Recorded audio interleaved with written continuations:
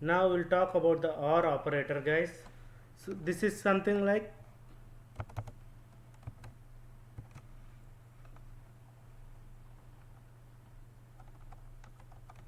this is completely reverse, guys.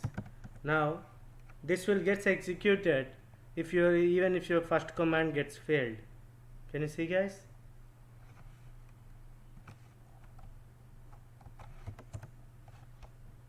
Now it did not execute this. The first ampersand command is, if the first command is successful, then the second command will be executed. That's for double ampersand and operator.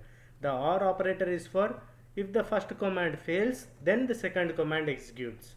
If the first command is successful, then the second command will not execute, like that. For example, like when this situation will be useful in a real-time scenario, guys.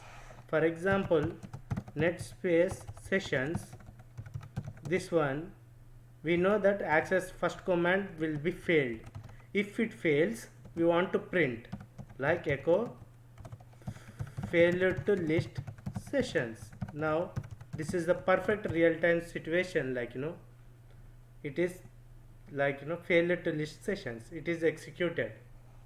So this is very important for the system admins, guys, to track, to know like when your commands gets executed or not. This is very important when you are developing the like red team test cases or hacking test cases, to know, because you will be running bunch of commands on a machine, and you should be knowing whether the command got executed successfully or not. If not, why it did not execute it, like so. As you can see that this is failed, and that one too, like so.